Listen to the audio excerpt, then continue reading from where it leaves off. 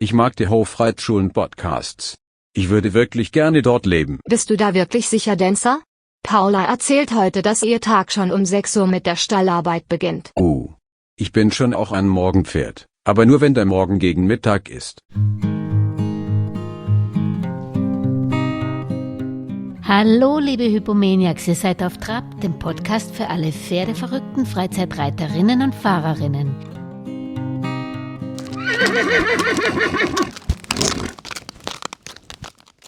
Unser Gast aus Deutschland, Paula Behrens, hat es geschafft. Eigenbewerbung bei der Spanischen Hofreitschule, Reitlehre mitten in Wien, Aufnahme als Eleve und aktuell Bereiteranwärterin.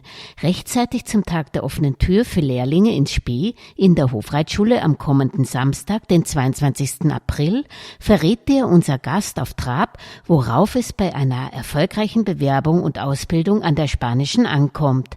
Den direkten Link zur Bewerbung findet ihr übrigens in den Shownotes zu dieser Auf Trab-Episode. So, aber jetzt reitbahnfrei für Paula. Ja, hallo Paula, herzlichen Dank, dass du auf Trab bist zu einer weiteren Folge, was man von der Spanischen Hofreitschule lernen kann, die ich ja schon mal mit Oberbereiter Hausberger begonnen habe. Dann hat der Herr Nowotny das fortgeführt und jetzt, Paula, bin ich froh, dass ich in der Equipe mal eine Frau interviewen darf und einen Nachwuchs zu Gast habe. Vielleicht kannst du mal im Schnelldurchlauf kurz erzählen, dein Werdegang bis dato bei der Spanischen Hofreitschule und wo du jetzt ausbildungstechnisch stehst und wie du dahin gekommen bist. Also ich habe im November 2015 begonnen an der Spanischen Hofreitschule als Lehrling, als Pferdewirtschaftslehrling und habe dann 2017 im Sommer meine Lehre abgeschlossen und dann bin ich weiter angestellt worden als Eleve. Und im März 2020 bin ich dann zum Bereiteranwärter befördert worden. Wow, also jetzt bin ich gratuliere. Bereiteranwärter. Ja. Und wie geht's da in der Hierarchie dann im Normalfall weiter? Also Anwärter, dann wird man Bereiter und dann, wenn man Glück hat, Oberbereiter? Oder habe ich da eine Stufe ausgelassen? Nein, genau, das sind die 4 Stufen quasi, also im Prinzip 5 Stufen, weil man eben bei uns jetzt eben mit der Lehre anfängt. Außer man hat eben schon diesen Pferdewirtschaftsfacharbeiter schon vorher gemacht und startet dann gleich als Eleve, aber normalerweise beginnt man mit der Lehre. Und ich habe es eben in 2 Jahren gemacht, die Lehre, weil ich Abitur habe. Komme ursprünglich aus Deutschland. Okay. Und normalerweise ist es eine 3-jährige Ausbildung. Ja, also das ist ja dann doch noch ein Sprung nach Wien.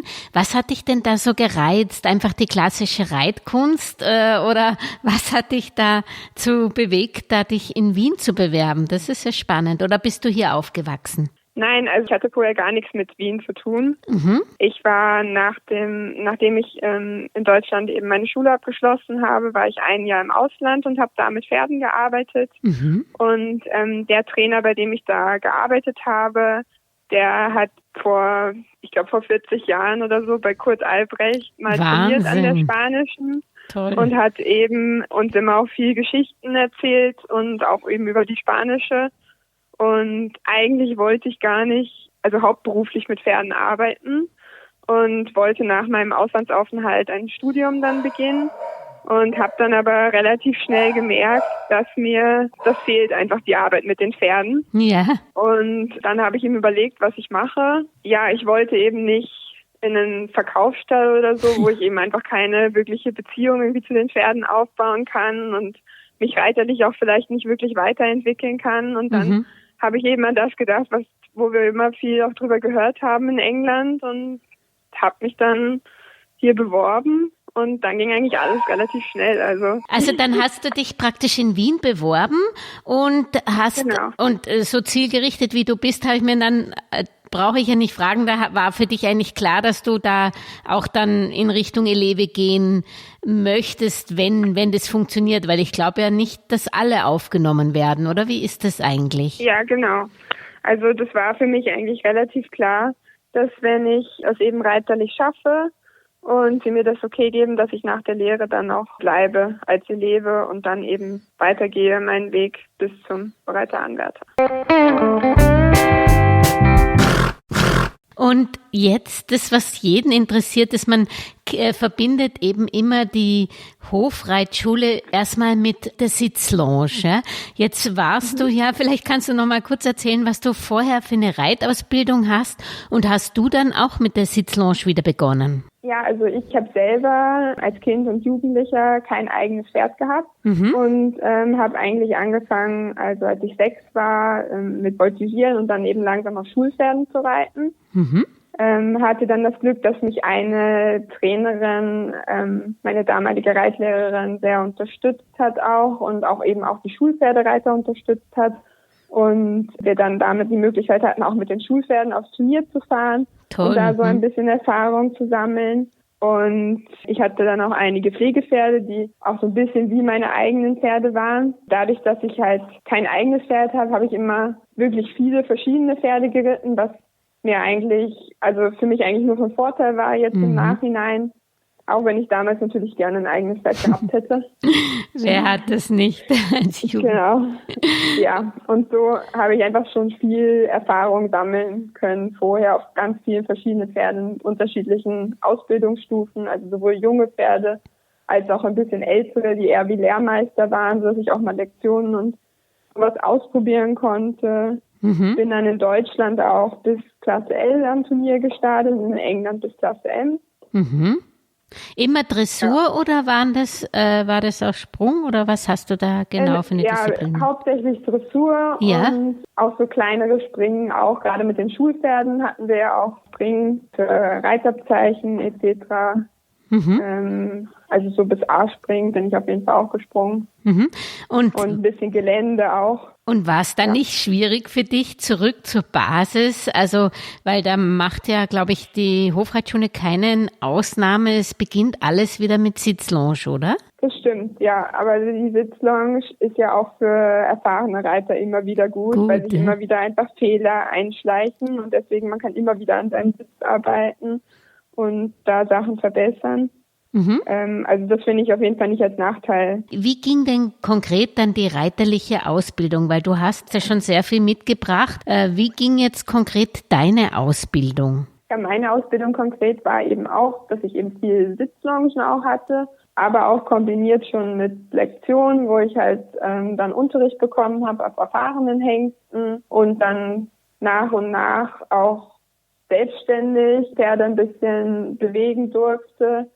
Für Reiter, dass ich auch ein bisschen ausprobieren durfte, aber eben immer wieder begleitet von Lektionen und Sitzlounge. Und natürlich ist man ja auch nie alleine bei uns, sodass man halt immer wieder auch korrigiert wird von den Reitern, die noch zusätzlich in der Halle sind. Also ihr korrigiert euch gegenseitig, also nicht nur der Reitanwärter oder Bereiter, sondern durchaus auch die Kolleginnen untereinander oder Kollegen. Ja, genau, die Kollegen untereinander korrigieren sich auch gegenseitig oder wenn mal was gut ist oder so, dann wird es auch.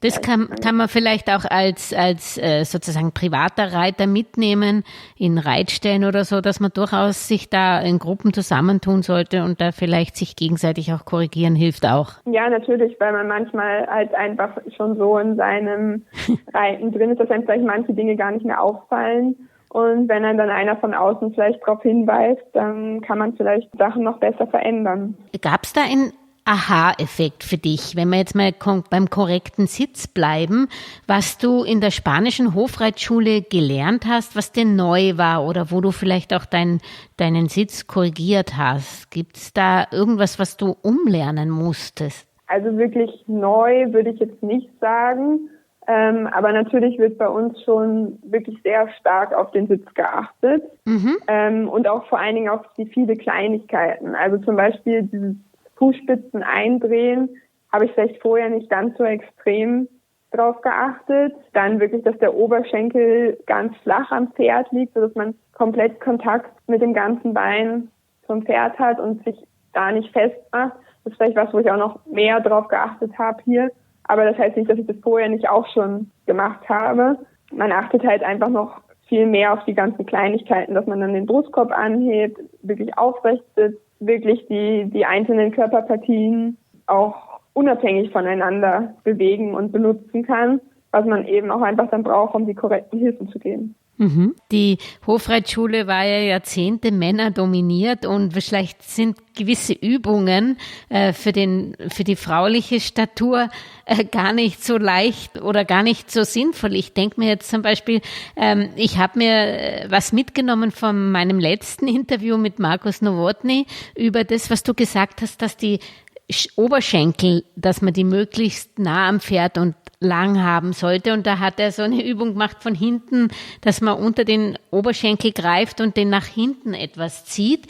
Jetzt ist es aber vielleicht für eine Frau, also bin mit meinen Händen da gar nicht so richtig hingekommen. Ist dir da auch irgendwas aufgefallen, wo du sagst, okay, das ist aber für Frauen schwieriger oder das muss man anders angehen? Also dieses Ausstreichen nach hinten unter dem Oberschenkel finde ich auf jeden Fall auch sehr sinnvoll. Ja.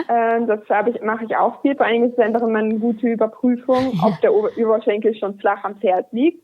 Weil wenn man den ausstreicht und merkt, das Bein bleibt relativ gleich, dann liegt er einfach schon relativ gut am Pferd. Und wenn man sich vorher vielleicht verkrampft hat und ihn dann einmal so wirklich sich drunter fasst und den einmal ausstreicht, dann merkt man, wie das Bein einfach gleich wieder besser am Pferd liegt. Also da hätte ich jetzt keinen Unterschied gemerkt. Also wo ich mich bei der Sitzbank auf jeden Fall schwer getan habe als Frau, wo wir uns alle da ein bisschen schwer tun, ist das Aufspringen ohne Steigbügel. Ja. Das ist, also die Burschen tun sich da deutlich leichter, die springen gleich in Stütz. Und wir haben da eher so eine Technik, wie man sich irgendwie drüber wurstelt und dann in Stütz geht. Also ich habe wirklich viel geübt am Anfang, Seilspringen, Liegestütz und alles, dass ich die Kraft kriege. Und so schön kriege ich das nicht hin, wie das die Burschen hinkriegen. Also aber da würde ich gerne noch so einen Ausflug machen, weil das ist natürlich auch für Freizeitreiter interessant, wenn man sagt, man holt sein Pferd von der Koppel und möchte sich vielleicht kurz drauf schwingen. Es ist auf jeden Fall leichter, vielleicht nicht unbedingt, aber es ist anders, auf ein Pferd drauf zu springen, wenn es einen Sattel drauf hat und wenn es keinen Sattel drauf hat. Okay. Ist der Sattel eher im Weg, als dass er hilfreich ist. Aber wenn man ich würde sagen, die Männer machen das halt eher mit Kraft, das Aufspringen. Ja. Und bei uns ist es eher ein bisschen die Technik. Man muss die richtige Technik haben, dass man sich richtig in dem Moment festhält am Sattel und dann sich hochzieht. Das ist eine schöne Übung. Stellst du dich da mit dem Rücken zum Pferdekopf, um da den Schwung mitzunehmen, oder wie machst du das konkret? Nein, eigentlich stehe ich seitlich, also so, dass ich so wie wenn ich normal aufsteigen würde. Ja. Und dann greife ich eben vorne in den Vorderzwiesel und hinten auf den Hinterzwiesel. Und dann springe ich ab und schaue, dass ich dann so weit wie möglich abspringe eben. Und dann so weit, dass ich mit meinem Körper übers Pferd drüber komme, sodass ich dann auf dem Pferd liege und dann gehe ich in Stütz. Und die Männer schaffen das eben, dass sie einfach abspringen und sofort sich aufstützen und sofort in den Stütz gehen. Okay, also du legst einfach eine Zwischenstufe ein. Ich lege eine Zwischenstufe quasi ein, genau. Ja. Aber wie gesagt, es ist manchmal gar nicht so leicht, wenn die Pferde relativ groß sind oder auch relativ rund sind. Das unterschätzt man auch, dass der Bauch dann doch ein bisschen im Weg sein kann. Das kenne ich, weil ich habe 2 Welschkops und die reite ich mit demselben Sattel. Der eine ist aber etwas dünner und da muss ich eine Lochlänge länger machen wie beim anderen Pferd, eben weil beim anderen Pferd der Bauch noch da ist. So geht's dir wahrscheinlich bei den Lipizanern auch. Da wollte ich dich fragen, also Lipizzaner bist du vorher wahrscheinlich gar nicht geritten. War das für dich eine besondere Erfahrung oder was ist bei Lipizzanern anders, würdest du sagen, gegenüber, ich weiß nicht, ob du deutsche Reitpferde geritten bist oder was du geritten bist? Ja, ich bin vorher auch schon viele verschiedene Pferde geritten, aber Lipizzaner waren noch nicht dabei. Was ich auf jeden Fall besonders finde bei unseren Hengsten ist, dass die alle als Hengste eigentlich wirklich auch sehr brav sind. Also ich habe vorher auch schon mit Warmbluthengsten zu tun gehabt und da wäre das zum Beispiel undenkbar, dass man die zu zweit führt oder so, und das ist hier eigentlich gang und gäbe. Also sicher sind mal 1 oder 2 dabei, die vielleicht ein bisschen hengstig dominanter sind, aber die meisten sind da wirklich sehr, sehr brav für Hengste. Also sie zeigen natürlich schon Hengstverhalten, das wollen wir ja auch, eben dann für die Schulen über der Erde vor allen Dingen und den Ausdruck, den man haben möchte. Aber grundsätzlich sind sie wirklich sehr, sehr brav. Und das hängt natürlich wahrscheinlich mit dem Umgang mit den Pferden zusammen. Ja, da bin ich wieder bei deiner Ausbildung. Man kann sich ja nicht vorstellen, dass man da stundenlang am Pferd nur sitzt. Wie schaut denn so ein Alltag von dir aus? Als Eleve schaut der Alltag natürlich so aus, dass man in der Früh beginnt im Stall um 6 Uhr mit der Stallarbeit. Die Pferde werden gefüttert, geputzt, dann hergerichtet fürs Reiten, eventuell ausgemistet etc. Also alles die ganz normale Stallarbeit. Und dann ist eben von 7 bis 12:30 Uhr meistens Reiten, zumindest hier in Wien. Da haben wir auch einen ganz strikten Dienstplan, wo alle Pferde eingeteilt sind und mit dem jeweiligen Bereiter dazu.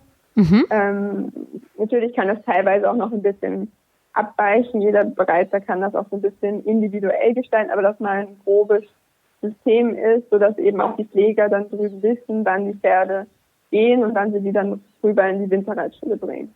Ja. Und dann ist eben wirklich von 7 bis 12:30 Uhr Reiten. Und ich jetzt als bereiter Anwärter habe eben keine Aufgaben im Stall mehr, sondern ich komme wirklich zum Reiten her. Also es kann wirklich sein, dass ich dann heute bin ich von 7 bis jetzt gerade beschäftigt, bin am Pferd gesessen oder jetzt in der letzten Partie zum Beispiel habe ich Sitzlonge gegeben. Als bereiter Anwärter mache ich das dann. Also dass ich die Lehrlinge longiere. Und macht sie das dann eigentlich auch in dieser Halle, wo die Aufführungen sind oder habt ihr auch?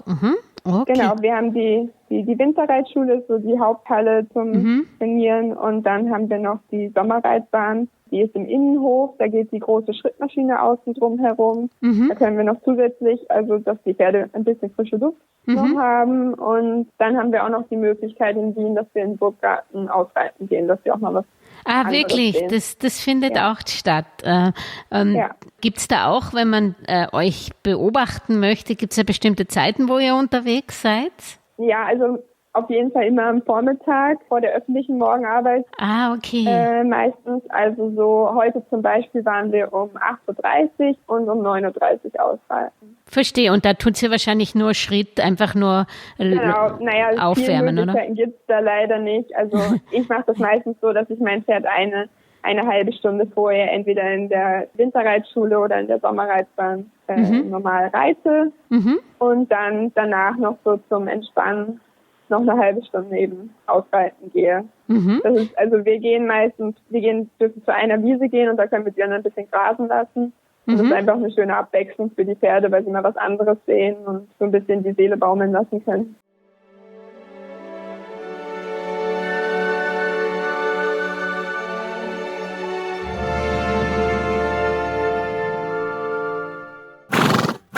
Dann werden Sie ja, glaube ich, auch alle 8 Wochen, ist das richtig oder so, kommen Sie dann auch, glaube ich, in das Ausbildungszentrum im Heldenberg, also das oder? Ist natürlich, genau, das Trainingszentrum am Heldenberg ist natürlich noch schöner für Sie, weil da ist wirklich ein normaleres Pferdeleben, als es in der Stadt einfach möglich ist. Ja. Also es wird viel probiert in Wien für Sie zu machen, aber natürlich ist es trotzdem der erste Bezirk und es wird nie so sein, wie es am Heldenberg auf dem Land ist. Und deswegen ist ungefähr alle 2 bis 3 Monate gibt es so ein Rotationssystem, wo dann immer die nächste Gruppe Hengste rauskommt, sodass alle immer wieder dran sind und am Heldenberg kommen und auch einfach das normale Pferdeleben genießen können und nicht das Stadtleben.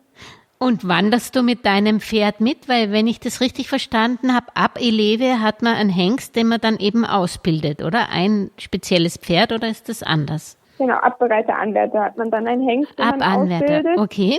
Und die Pferde, die einem zugeteilt sind, die wandern dann immer mit. Also ich habe jetzt 2 Pferde, die mir quasi gehören. Einmal eben mein Hengst zur Ausbildung, der heißt Neapolitano Brava. Der wandert dann immer mit mir mit. Der ist jetzt 6 Jahre alt. Und dann habe ich noch einen älteren, der ist jetzt 22 und den reite ich in der Schulquadrille und den habe ich quasi geerbt von dem ehemaligen ersten Oberbereiter Wolfgang Eder. Der hat ihn ausgebildet. Toll. Und als der in Pension gegangen ist, habe ich den bekommen und ja, mit dem ist es für mich auch was Besonderes, weil der ist auch quasi mein Lehrmeister. So ein bisschen. weil mit ihm er hat mich quasi auch zum bereiter Anwärter gemacht. Weil ich mit ihm das erste Mal Schulquadrille geritten bin. Und ja, seitdem sind wir wirklich viele Vorführungen geritten. Und der lässt mich auch, also mit dem ist es wirklich was Besonderes, weil der lässt mich nie im Stich, auf den kann ich mich immer verlassen und also mit dem von ihm gelernt und ja. Verstehe, also mit dem reitest du die Aufführungen, aber zum Beispiel das Morgenarbeit machst du mit deinem Jungpferd, oder? Na, unterschiedlich. Unterschiedlich? Ich reite auch mit dem reite ich auch in der Morgenarbeit. Das kann ich mir immer individuell ein bisschen einteilen. Verstehe. Dass ich mal den einen eben in der öffentlichen Morgenarbeit reite und mal den anderen. Und gerade mit meinem Jungen reite ich natürlich auch gerne in der nicht öffentlichen Morgenarbeit, so dass man da halt ein bisschen mehr sich Zeit lassen kann und mehr ausprobieren kann, dass ich ihn vielleicht ein bisschen länger da lassen kann, wenn ich mir mehr Zeit nehmen möchte. Und ja, vor Publikum ist natürlich dann doch immer noch mal ein bisschen anstrengender, also sowohl fürs Pferd als auch für den Reiter. Und deswegen ist es schön, wenn man sich natürlich mit den Jungen das auch einfach so ein bisschen freier einteilen kann und die eben dann nicht immer vor Publikum reiten muss. Wenn du jetzt zum Beispiel am Heldenberg bist, das heißt, nur, dass man sich das vorstellt für andere junge Reitbegeisterte, dann wohnt man quasi am Heldenberg, oder pendelt man da, weil das ist ja doch relativ weit weg von der Innenstadt. Ja, das Trainingszentrum ist natürlich außerhalb. Also ich fahre dann, je nachdem, entweder dann nach Wien rein, da fahre ich meistens mit dem Zug, weil ich auch ein bisschen außerhalb wohne und dann nach dem Heldenberg fahre ich dann direkt von mir zu Hause, meist mit dem Auto. Okay. Und wie würdest du eigentlich sagen, wie sich die Ausbildung oder das Training unterscheidet von den früheren Reittraining, was du gehabt hast? Also ich denke grundsätzlich, der Aufbau ist ähnlich auf jeden Fall. Also jeder, der mit seinen Pferden systematisch arbeitet, macht das so, dass er eben die Pferde erst aufwärmt und dann eben eine Arbeitsphase hat und danach wieder eine Abkühlphase. Was ich so vorher nicht viel gemacht habe, ist, dass man eben zwischendurch viel auch über Leckerli, also wir bei uns in dem Fall der Wiener Würfelzucker, I'm the Candy Man. Die Pferde auch mal belohnt. Ich habe früher viel einfach nur mehr mit Stimme und halt abklopfen und so gearbeitet und jetzt nicht direkt mit Futter als Belohnung. Das ist aber hier einfach auch Tradition und man übernimmt das dann auch so. Und was ich sagen würde, dass teilweise die Arbeitsphasen etwas kürzer sind, als ich schon früher kannte, aber dafür auch intensiver. Wie lang sind denn so die Arbeitsphasen, wenn man jetzt mal die Aufwärme- und die Abkühlphase weglässt? Und die Lösephase, ich weiß nicht, ob die noch zur Arbeitsphase gehört oder ob ihr die einzeln seht. Also meistens, gerade bei Auszubildenden oder Pferden oder so, hätte ich jetzt gesagt, dass die Arbeitsphase so etwa 15 Minuten sind, die wirkliche Arbeitsphase. Mit einem jungen Pferd oder so, wenn man vielleicht an was arbeitet, macht man vielleicht etwas länger, aber man macht auf jeden Fall Pausen dazwischen, weil es sonst einfach zu viel wird für das Pferd. Also das ist bei uns auf jeden Fall ganz wichtig, dass man dazwischen immer wieder Pausen einbaut, immer wieder die Pferde lobt, sodass sie wirklich motiviert auch wieder zurück in den Stall gehen und nicht total fertig sind nach der Arbeit und keine Lust mehr haben aufs Arbeiten. Das heißt, du gibst den berühmten Würfelzucker nicht ganz am Ende, sondern du hast die Taschen voller Würfelzucker, oder wie kann ich mir das vorstellen? Nein, also jetzt nicht die ganze Zeit, aber wenn er jetzt was wirklich gut gemacht hat oder so, dann kann es schon sein, dass ich ihn zwischendurch mal auch mit einem Stück Zucker belohne. Und ohne, dass er dir in der Tasche grabt. Ja, nein, das macht er nicht. Sitzt ja auch draußen. Das ist eh schwierig. Das hat mich auch gewundert, als ich den Stall besichtigt habe vor 3-4 Wochen mal. So viele Hengste und so eine Ruhe im Stall. Ist es der Stallmeister oder seid ihr da auch für zuständig für diese gesamte Erziehung des Pferdes oder nur für die reiterliche Erziehung? Ja, also das ist hauptsächlich der Stallmeister, der zumindest halt auch weiß, welche Pferde man wahrscheinlich gut nebeneinander stellen kann und welche vielleicht eher woanders sind. Also gerade bei den Jungen muss man schauen, dass man vielleicht einen ruhigen daneben stellt. Die Pfleger kümmern sich natürlich viel im Stall um die Pferde, auch um die Erziehung, dass sie im Stall dann wirklich ruhig sind. Am Heldenberg, da ist es ein bisschen freier, da können wir auch viel mehr im Stall machen. Oder also zumindest mit den Pferden, gerade bei den jungen Pferden oder so helfen wir auch damit, dass die müssen ja auch noch alles lernen, vom Satteln, Zäumen, und dem Umgang. Da ist es so ein bisschen eine Kombination, dass halt die Eleven natürlich, die machen selber auch noch viel Stallarbeit und sind selber bei den Pferden, haben ihre eigenen Pferde eingeteilt. Und als bereiter Anwärter oder Bereiter kann man halt am Heldenberg, gerade mit den jungen Pferden oder so, auch im Stall, mehr Kontakt praktisch noch. Mehr Kontakt haben. Hier in Wien ist das eben auch durch diese Separation, dass eben die Straße dazwischen ist, zwischen Stallburg und Winterreitschule, ein bisschen schwierig, dass man da viel im Stall noch macht. Also ich gehe immer morgens, wenn ich komme, gehe ich meistens einmal durch den Stall, kriegen meine Pferde einen Apfel und ja, aber ansonsten bin ich halt drüben in der Reitbahn.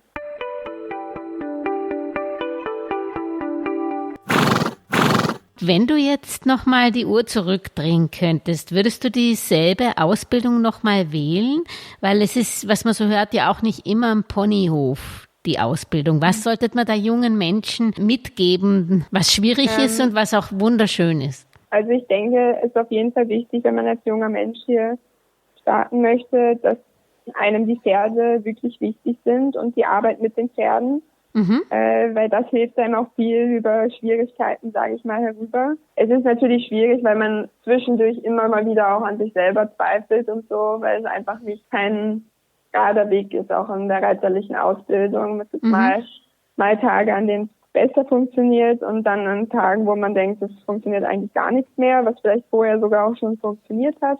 Und dass man da aber nicht verzweifelt, sondern dann wirklich einfach weitermacht und ja, sein Ziel nicht aus den Augen verliert und seinen Weg dann geht. Wenn man seinen Weg geht, hat man bei einem straffen Pensum überhaupt noch Zeit, auch mit seinen Kollegen und Kolleginnen gemeinsam was zu unternehmen, oder geht da wirklich jeder seinen Weg, weil man sich so auf das Pferd konzentriert? Also während der Arbeitszeit ist es natürlich schon so, dass man sich auch immer mal wieder austauscht mit den Kollegen. Gerade am Wochenende, zwischen Training und Vorführung sitzen wir auch öfter mal gemeinsam zusammen, was natürlich auch ganz nett ist, um sich mal auszutauschen.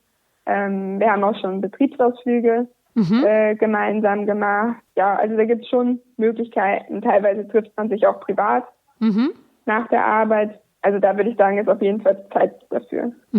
Und das ist aber also kein 9-to-5-Job. Das hat man ja schon gesehen, dass du schon um 7 auf dem Pferd sitzt.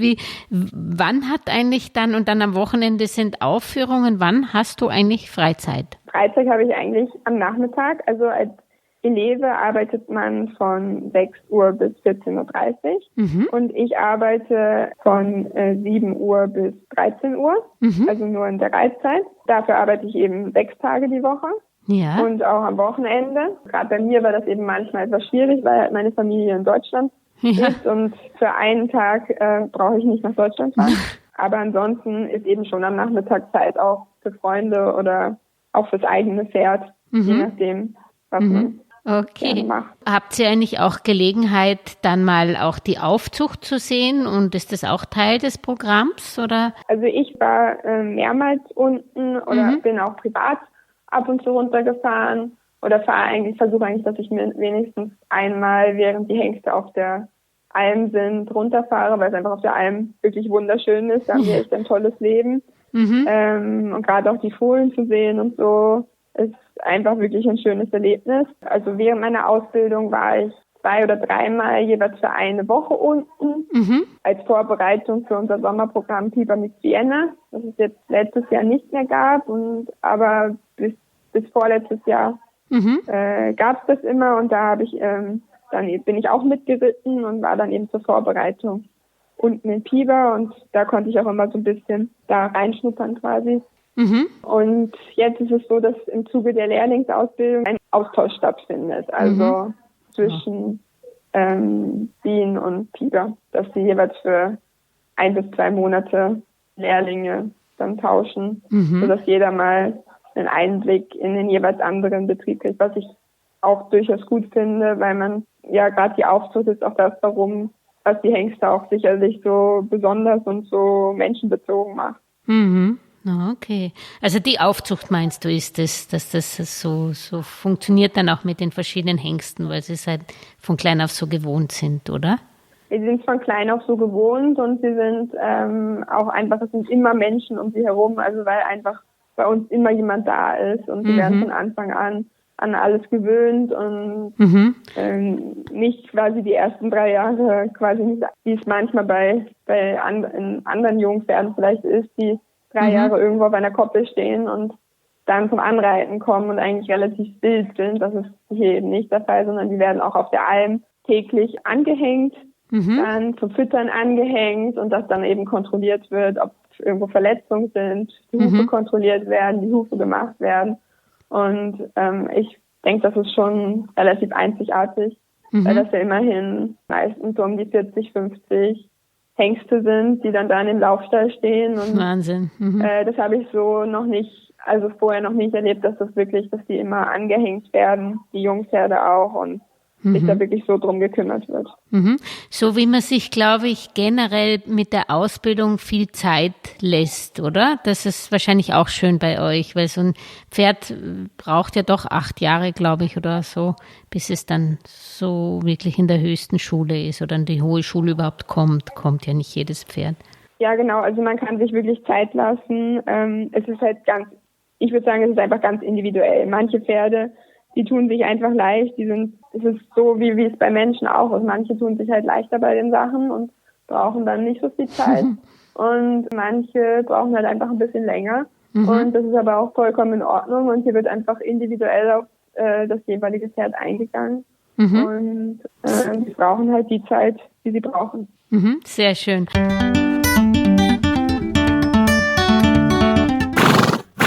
Und apropos schöne Erlebnisse, zum Schluss noch, wo möchtest du mit deinem Hengst oder überhaupt du reiterlich hinkommen? Ja, also mein nächstes Ziel jetzt mit meinem Junghengst ist auf jeden Fall, dass er dann in der Vorführung gehen kann. Also er ist relativ klein und kompakt und deswegen strebt es da jetzt an, dass er eben dann in der Schulquadrille gehen kann. Ja, genau, das ist so mein nächstes Ziel auf jeden Fall mit meinem Hengst. Aber du bist ja reiterlich, bist du schon so weit oder was möchtest du reiterlich noch lernen, was für dich noch eine Herausforderung wäre? Also abgesehen die Ausbildung natürlich von einem Jungpferd ist immer eine Herausforderung. Ja, was ich jetzt auch noch langsam lerne, ist eben die Handarbeit. Ich habe jetzt von einem Oberbereiter habe ich ein Pferd, das ich schon länger reite und mit dem ich jetzt eben auch Handarbeit machen darf und in der Vorführung Levade gehen darf. Und da fehlt mir manchmal auch noch ein bisschen die Routine und so und da arbeite ich jetzt eben noch dran, dass ich mich da sicherer fühle und das dann auch besser klappt. Das ist nämlich spannend, weil viele denken, ja, Handarbeit kommt vor dem Reiten, so ist das nicht.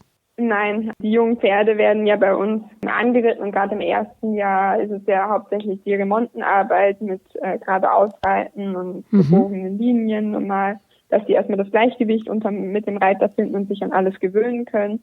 Und erst wenn man dann mit der Kampagnenschule startet, beginnt man langsam dann auch mit der Handarbeit. Aber wie gesagt, das ist auch sehr individuell, je nachdem. Manche Pferde fängt man vielleicht später an, manche vielleicht ein bisschen früher, je nachdem auch, wie sie sich anbieten. Ja, vielleicht noch zum Abschluss einen praktischen Tipp für alle, die sich interessieren würden für die Ausbildung. Du hast einfach dich an die Hofreitschule direkt gewendet, oder was kannst du da jungen Menschen mitgeben? Ich habe nur gehört, jetzt soll es auch eine Lehrlingsoffensive geben. Wahrscheinlich ist es einfacher, mal über den Lehrberuf reinzukommen, wie direkt Eleve zu werden, oder ja. Wie hast du das? Also ich habe mich damals einfach so initiativ beworben. Da war gar nicht irgendwie groß also da stand, glaube ich, sogar damals haben sie gar nicht direkt welche gesucht. Aber momentan Ende April haben wir auch einen Tag der offenen Tür. Ah, das passt ja gerade. Genau, das passt. Der ist jetzt dann bald. Und also entweder man bewirbt sich halt, schreibt einfach eine normale Bewerbung mit seinem Lebenslauf bis jetzt, vielleicht reiterliche Kenntnisse ein bisschen, und wenn das dann halbwegs passt, wird man zum Vorreiten eingeladen, reitet dann erstmal an der Longe vor. So, da wird eigentlich nur beurteilt, dass vielleicht einfach die Möglichkeiten da sind, dass man die Ausbildung starten kann, und während der Ausbildung kristallisiert sich dann heraus, ob ob das reiterlich passt, aber auch, ob man von der Arbeitseinstellung und so weiter, das ist auch einfach sehr wichtig, dass man das wirklich will und auch einfach gerne mit den Pferden arbeitet und auch gerne im Stall arbeitet. Ich denke, das ist einfach ganz wichtig, dass man eben nicht denkt, man kommt hierher und reitet nur, sondern dass einem das andere, das Drumherum auch genauso wichtig ist. Also einfach, dass einem die Pferde wichtig sind und man da auch ein Auge fürs Pferd und fürs Detail hat. Das ist ganz wichtig. Und habt ihr eigentlich auch Theorie, eben, du hast den Albrecht genannt oder eben alte Reitmeister, die ihr lernen müsst oder Theorieunterricht oder macht man das in der Freizeit? Ja, nein, wir haben schon auch, also bei den Longstunden machen wir im Schritt auch die Geschichte ein bisschen und teilweise machen wir Reittheorie auch. Also ich frage jetzt die Lehrlinge schon ab, aber früher habe ich das auch aufsagen müssen, die Geschichte. Und zusätzlich haben wir immer noch Veterinärunterricht. Okay. Veterinärkundeunterricht haben wir regelmäßig. Wir haben auch zeitweise haben wir auch einen Englischkurs gehabt. Toll, ja. Geschichte hatten wir auch schon Unterricht, also Geschichte der spanischen Zuchtgeschichte. Also wir haben immer mal wieder so Kurseinheiten, die leben Lehrlinge und bereite Anwärter, wo wir dann uns weiterbilden. Wunderbar. Dann sage ich dir danke, dass du dir so viel Zeit genommen hast und wünsche dir natürlich den Gang bis zur Hohen Schule mit deinem jungen Hengst. Gerne. Tschüss. Tschüss. Und wenn euch diese Auf Trab-Folge gefallen hat, ja, dann würden meine Welchis und ich uns über eure Unterstützung unseres Podcast-Projektes freuen, indem ihr Auf Trab auf YouTube, Spotify oder der Podcast-Plattform eurer Wahl liked und am besten den Podcast auch gleich abonniert. So könnt ihr auch keine Folge mehr verpassen. Vor allem aber bleibt auf Trab bis zum nächsten Samstag.